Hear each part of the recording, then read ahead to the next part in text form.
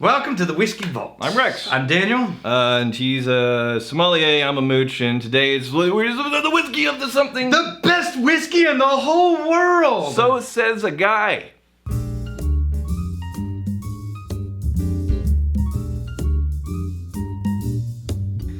So Jim Murray is at it again. Yeah. Who is Jim Murray? Jim Murray is the guy who for a long time has released You did it. the, I know. You teased. I did tease. He's released the Whiskey Bible. What is the Whiskey The Bible? Whiskey Bible is a list of all the whiskeys. All the whiskeys. In the world. In the whole world. Is it really that? Well, it's that comprehensive? It's pretty comprehensive. Okay. And then he rates them, and he always names my favorite whiskey of the year. And when he does, people have fits. Why? So what is it about this guy that makes people think, oh, he is the defining decision? Okay, what I will say is, because there is some concern about, so what this one guy thinks this whiskey is the best one of the year. Sure, because... And I agree with those people in the sense that one person's opinion Right, because we is talk... not prescriptive. We talk all the time about how subjective personal taste is. Yes, and that's my only real concern with Murray is that it doesn't. The statement "whiskey of the year" doesn't mean anything, Right. as far as for people's preferences. Right. Now, he is extremely knowledgeable. Okay. He knows what he's doing. Yeah. He has a very clear palate. You remember back in the day when you would have someone reviewing records in Rolling Stone, and if you looked, eventually you would find someone who always had your opinion.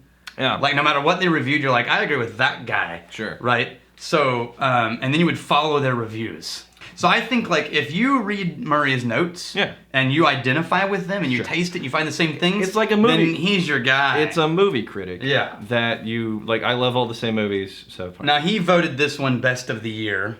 Okay. This is a 4-grain, what is it? This is E.H. Taylor's new Bottled and 4-grain bottled and bond bourbon. Bourbon. So it is a bourbon, but it's using 4 grains. So it's using malt, corn, rye, and wheat. Sure. What they were trying to produce with this Brown was sugar. a whiskey that was reminiscent of what you would have consumed back in the day when Taylor was making whiskey. Okay. An older flavored I'm whiskey. getting brown sugar on the nose. And See, I still get all the candied berry notes. I'm getting syrupy sweetness. Mm-hmm. I'm not getting maple, but I'm getting like this sweet smell of But it feels like it's all behind something. Like it's buried in there. It's not as spiky as I was expecting from Yeah, this. me either. And it's 50%. I'm getting there's a lingering cherry.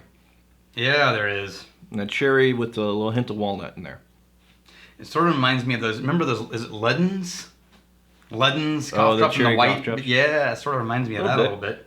So I'm thinking this is I more. used to eat those like they were actual candy. This is more aggressive on the nose than it is on the taste for me. But there's a lot of flavor going And on. it's not that aggressive on the nose. This is gentle. That would be a good word to describe this. This is gentle. Gentle. Like it's treating you gently. It does. It's like velvet gloved bourbon. It does change on the palate. Yeah. The beginning is not the finish. It's kind of socking you in the arm, but it's wearing a velvet glove. It's like, cut that out in about 5 minutes. Hey, did you cut that out in about 5 minutes? Yeah. Matt Drew. Boys. So I don't know how this request will be received, but here goes. Since moving back to Nevada, where liquor is sold at every grocery store, convenience store, laundromat, and dog grooming salon, Yeah, it is. I've become aware of more and more whiskeys that I would otherwise probably not have noticed. Among these are store brands. Costco, Trader Joe's, etc. Looking at them, you might not think much because of the label, but then you see the premium price point and it makes you wonder. Yes, get them. How about do a segment on these? Interested in learning whatever you can dig up. We can't get Costco here. No, the problem with us doing a segment is we can't get those unless someone mails them to us because that's illegal in Texas as far as like only liquor stores can sell those. So Trader Joe's has a scotch. Right. I'm told it's pretty good. Trader Joe's here doesn't sell it because they can't. Right. Costco has a great line, I'm told. I can't get it here because Costco can't sell that. So in Texas. So what I would say is, in my experience from when I'm talking to those people who have tried them, what they say is it's a damn good whiskey because they're sourcing their branded product from really good distilleries. So it's no surprise that the scotch that Trader Joe's sells might be a decent scotch. And it's probably going to be a Speyside for the Scotch, right? But most of them don't share whose distilleries they're using for those. The only way to know if it's good is to try it, and there's a very good chance that it will be tasty. Oh, look. A comment from Whiskey Fondler. Hi, Daniel and Rex. Love the show. Just wondering if you'd be able to do a video dedicated to comparing different NAS, no age statement, Scotch whiskeys. Is it all clever marketing of inferior youthful whiskey, or are there genuinely good examples out there? Oh, and I think you guys need a trash bin cam. I know everyone keeps saying so we can see all the shots Daniel misses and all the ones Rex makes. Here's what we're gonna do. We're gonna just sit with a camera and a trash can and throw things into it, and then we'll just edit it in whenever we feel like it. From now on, we're gonna be too lazy to pull away all the shots that we missed, so just ignore all the shit on the ground. Yeah. Made it first try with piles of paper all around it. So NAS. Here's what I think about NAS, and it's very similar. Now, okay, let's go back to the 4-grain first. Yeah. I really like this bourbon. It's really nice. Is it the world's best whiskey? No, not for me. It's not even the best bourbon, as far as I'm concerned. I would put it in the top 20%, 25% for sure. It's really nice. I would give this solid effort. Yeah, it's really well balanced. I enjoy it. Don't get me wrong. I absolutely enjoy this.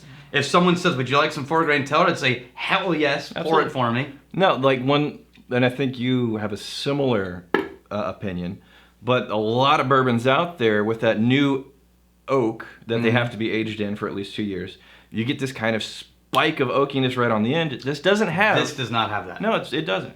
And I don't know what it is. It's probably the grain mix that kind of smooths everything down.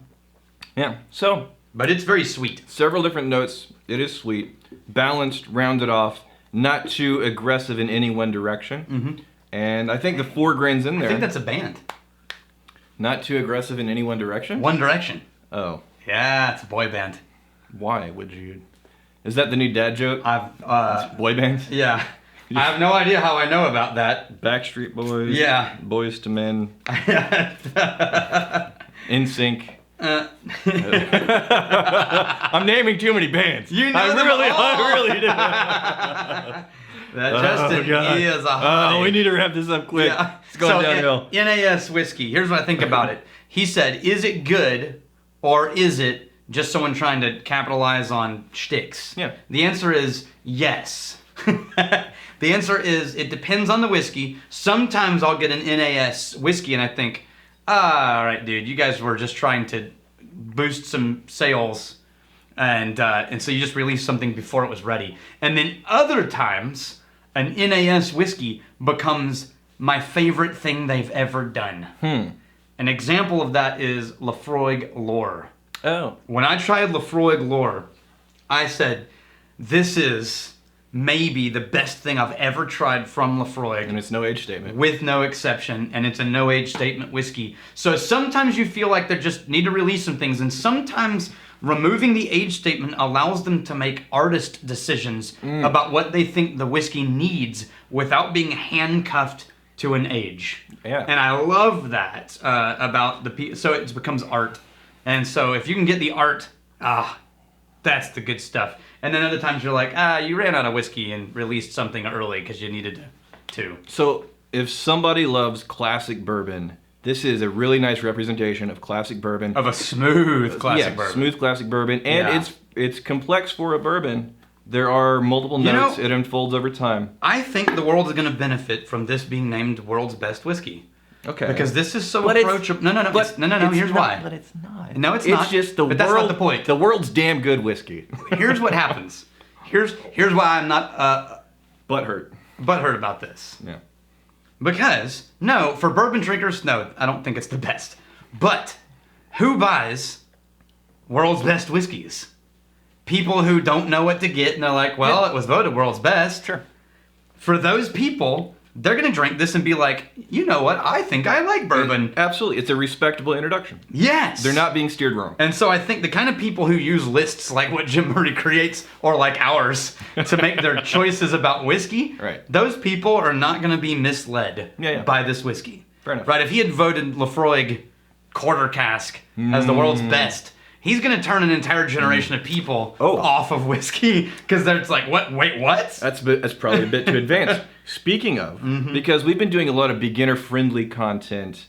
Best whiskey for the money, we'll link up here. Best beginner whiskeys, we'll link up here. So a lot of people have asked, after so much beginner-friendly content, can we do the best whiskeys for advanced whiskey drinkers? Coming. If you guys would be into that. No, I think if you can... in the comments, let us know. We're going to do it because I want to do it. Fine, all right. So, we'll jump ahead. Yes. We're doing it. We're doing it. Your advanced whiskeys they can be challenging, they can be super complex, but whiskeys that you think there's so much going on that may go over the head of a beginner. Now here's your two qualifiers. But you appreciate them. Go ahead. Your two qualifiers are, you need to have whiskey experience to understand this. This is not a noob thing. And two, doesn't necessarily... Now, when we say that, people mean, oh, you mean aggressive or harsh or... No. What I mean is... nuanced, complex. Yeah. So, for example, one of my ones I would submit, that's not going to be on the list because I'm saying it right now, is Longmorn 16. Not challenging. Not challenging. Right? However, there are some subtleties in that whiskey that it takes experience to pick up on. Yeah. And when you pick up on them, you're like, oh my God, this is amazing. But if you don't pick up on those, you'll just think that was a really good whiskey. I would say that qualifies as an advanced level whiskey, not for how hard it is to understand, but for the level of nuance and subtlety and complexity. So whatever recommendations you have for the best whiskeys for advanced whiskey drinkers, if you're new, don't bother. Just be looking forward to the video. And please don't give me more than 3. Just pick 3. Really, you think 3? And just no. We'll use more than 3. Right. But no single person give me more than 3. Because it turns into a real pain in the ass to create and you spreadsheets. Get thousands when someone's like, here's my list and it's 15 long. I'm like, oh, God. By the way, second episode of Whiskey Biscuits is out. That's true. Yeah. Here's to Jim Murray, hate him or love him. Okay, fine. I have no idea who he is. I just learned from you about these people in the industry. Here's to fighting, stealing, and drinking. If you fight me, you fight for a friend. If you steal me, you steal from Jim Murray's cupboard. And if you drink from Jim Murray's cupboard, may he not have a shotgun. Because that motherfucker's a good aim. Cheers. Hey, thanks for hanging out with us in the Whiskey Vault. Don't forget to throw in a like, hit that subscribe button on the bottom right, and drop a question or comment down below.